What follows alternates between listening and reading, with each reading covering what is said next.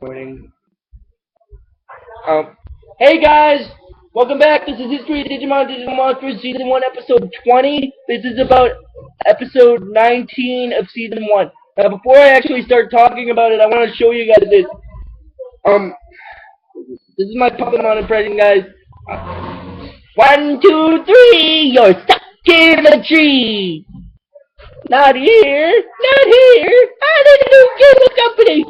If these kids take any longer to get here, I will develop wood rot. Now, if you guys want, you can leave a comment in the comment box telling me what you thought about my impression of him and stuff.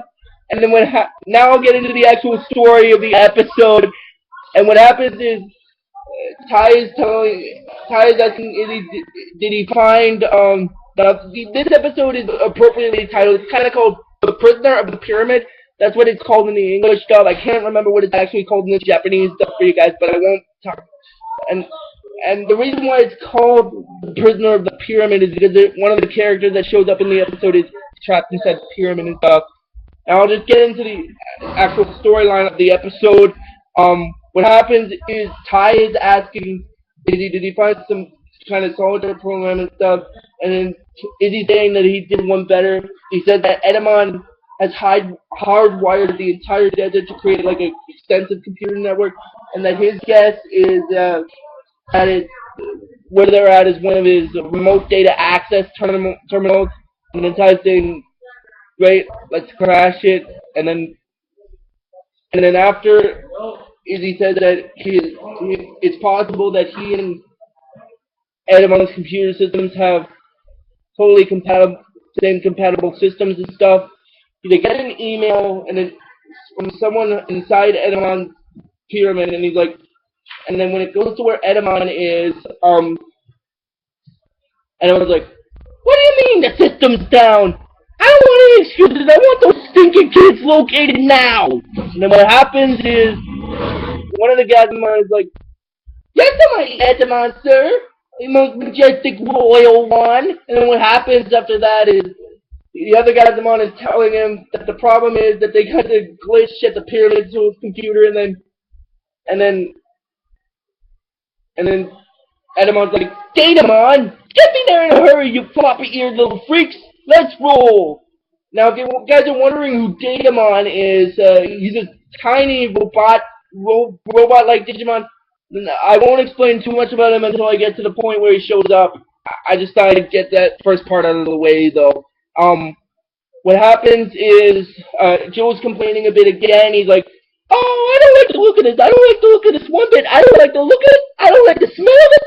And then he's like, I don't like that. And then Mimi's trying to calm him down. She's like, don't have a brain cramp, Joe. You're turning green around the edges. And then Ty's saying that someone asked for their help. They at least got to check it out and stuff. And then what happens is Izzy's saying that according to his laptop, they should be getting close to where they are, to where the email originated. And then what happens is after that, TK's crest reacts, and he gets his crest. Now I'll just quickly explain what his crest is called. It's one of two special crests that shows up in the first season. His crest is called the Crest of Hope. Now, what I mean when I say it's one of two special crests, I'll explain when I get to do the last video for this arc. I just thought I'd get that first part out of the way for you guys. And then TK is saying that it's awesome that he's got his own crest, and then Tokemon's kind of thanking, like he's congratulating him for getting it, and then Matt's telling him that just because he has the crest, it doesn't mean that he gets to pay up any later. And then Izzy's saying that Sora's crest is the only one that's left to find. Like, maybe if they rescue the guy that sent them the email, he can lead them to it. And then Ty does, like, this little march thing, he's like, to the rescue! Da-da-da-da-da! And they go inside what was caused by the crest showing up. And then what happens after that is Izzy saying that she sees the same hieroglyphs that they saw the first two times, like, back in Arc 1 and stuff. And, he sees a new one and he writes on it a bit, and then what happens is he's saying that he's wondering if they're thinking what he's thinking, And then Mimi's saying that he's got a feeling that he'll tell them, and he's telling them that uh, she's telling them that the markings that they see aren't a form of writing at all, but rather a code, like a computer code and stuff. And if you change the piece of the code, change the programming. And then Joe's freaking out about that. He's like, "Wait, back up! Are you telling me that this whole place is some giant computer game and none of it is really real?" And then what happens is after that, Izzy's saying that it is real, and he's also saying that he thinks that everything they see and everyone they meet in the digital world are just pieces of data or programming given like physical form. And then Matt's kind of confused by that. He's like, "Now hold on a second. If you're writing this whole place," and he's asking him if he's right, and this whole place is just one big computer. Now, then how did they get there, and how did they squeeze through the floppy drive and stuff like that? And then Izzy is saying that they're just kilobytes of data to like the versions of them that are in the digital world. And then Ty said that if he's just data, why does he still feel like he's like flesh and blood and stuff like that? And then what happens is after he's telling them, after Izzy says that, after Izzy says that they just think they have to and stuff like that, like, and he's telling them that shows them the digital network and stuff like that, and he's saying that through those lines, every other computer is connected to every other computer and stuff, and that the digital world is basically just the physical environment of the data that's passing through them. And what happens after that is he's telling them that they're seeing no one's ever they're seeing something no one's ever seen, like no one's ever known about the digital shadow world that exists alongside their own and stuff. And he's also telling them that they're not just parallel, they're like physically linked and stuff like that. And then what happens is after they um after he enters the program to let them get to where the person who sent them the email was, it shows Datamon's trailer showing up, and he's like, "That's it, it's the dumpster for you, Datamon, you old pile of junk." And then what happens after that is Joe's complaining a bit again. He's like, "Oh, I think I left the water running back at the springs." So that's kind of funny, really, guys. And then what happens is Sora's telling Ty that he's relieved, and Theomon's saying that it's their turn to Sam watch. And then what happens is after Agumon says that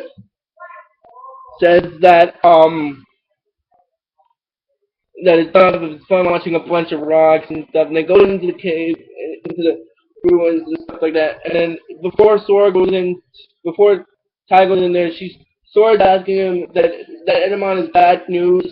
Is it really worth it just to find her crest and stuff like that? And then after Ty makes a little joke, he's like, "Sure, don't worry, Sora, piece of cake. I'm looking forward to spinning that ugly monkey around by his tail." And then what happens is he's telling her that to snap out of it. And he's telling her that if it was his quest, or TK's, or anyone else's they were going after, she knows that she wouldn't hesitate for like a second. And then that she's saying that maybe he's right, it's just after what he said and stuff. And then Ty makes a little joke about that. He's like, "What? You mean that all that stuff about us being little data bits in a great computer program called life and stuff?" And then Sora's saying that it just makes everything seem that they're doing seem so small and insignificant, like everything they do doesn't matter. And then in the next scene, when it's morning, Izzy's reminding Sora that Izzy's reminding Sora that that the digital world is more than just a parallel universe. It's like a shadow world physically linked to our own.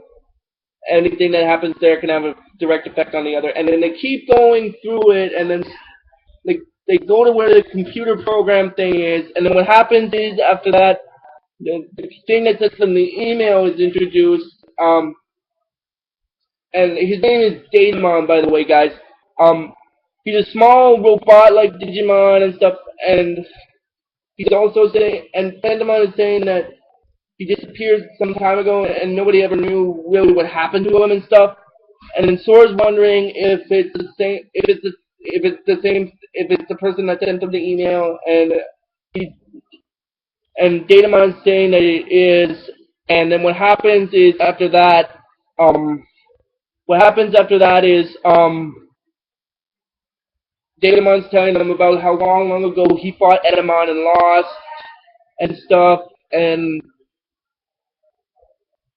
that he was severely damaged, and Edamon imprisoned him there and forced him to work as a webmaster administering his network.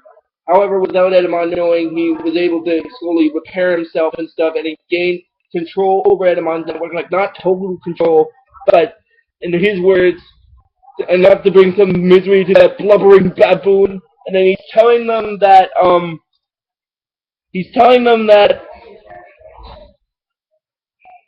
at last he's ready to free himself, but he needs their help to break the cyber lock. And then Sora's asking him that what about her crest? He said that in his message he could lead them to it, and then Joe's wondering if they can trust him. And then what happens is Datamon is saying that Edamon is his enemy as well as theirs, and that kind of makes them allies. But that's actually a trick, guys. I just thought I'd get that out of the way really quickly for you. And then after he sends them instructions to break the cyber lock, and then what happens is when they're doing the process of it, and then Edamon shows up and he's like, and he's telling Ty, I've been watching you on surveillance cameras and you're an annoying little brat, you know that? And then after Edamon says that all this time he thought it was the snot-nosed kids that were cutting his network to go on the fritz, but it was actually Datamon himself. And then what happens is after that, after it goes to the scene where they're digivolving and they find him, Datamon gets released, and then he flings the prison thing that he was imprisoned in by Edamon, and Beelmon gets hit when she's Bergamon, and then Ty's like, hey, we set you free! And then Datamon's like, and I do appreciate that, you chump! And then after that, what happens is Edamon and Datamon start fighting again, and then what happens is Matt sees an explosion, and he's like, oh, so much for no fighting! And then what happens is after that, Datamon gets knocked on the floor, and he's like, and then Edamon's like, tough luck, looks like I won again! And then Datamon is saying that, it's not over yet, and then he grabs Sora and Beelmon, and then what happens is after that, he tells Datamon that with their powers harnessed to his own, he'll be more than a match for him and stuff. And then what happens is Izzy, Joel run after Sora and Datamon and stuff and Beelmon, and they realize that he's gone back out through the firewall, and then Ty's saying that the weak point that Izzy found was he's wondering if it was where it was before, and then what happens after that is Izzy's telling him that he wants to get back online so he can find it and stuff, and then Joe's telling him that pain still hurts, and then what happens after that is Izzy's telling Ty that he's got to be a lot more careful because their digital selves are directly connected with their original selves back home, and there's no telling what might happen. And then before the scene ends, Izzy's telling Ty that if something happens to them there, it'll happen. If something happens to them in the digital world, it'll happen there as well. And then in the next scene, Izzy's telling Ty that the weak point is 1 meter to his right and stuff. And this is also kind of Izzy's fault because of what Izzy said before in the previous scene. Ty freezes up, he can't move and stuff like that. And then what happens is Agumon and the others show up at the other side of the wall. And Agumon's apologizing because they held him as long as they could. And then Edamon's like, now to put an end to you kids, and now to finish off your kids and put an end to your annoying interference, and then Pokemon and Garurumon show up, and then what happens after that is, they're fighting him, and then Matt grabs Ty, and then when they get away, Edmund's like, no, not again, they didn't get away again! I'm having an extremely bad day, baby! And then Matt is telling Ty that he doesn't get it. It's when Datamon grabs Sora and Beamon, why didn't you go, like, to the firewall after him? And Ty starts crying and stuff, and he said that he couldn't move. And then what happens after that is Joe is saying that it's not his fault because they're all in this together, and they'll find a way to get her back. And then what happens is Ty's saying that it's all his fault, and Sora that it's all his fault. And that's basically how the episode stops. So if you guys like this video on YouTube, just please give it the real best you guys can, and I'll see you guys next time. Keep it digital.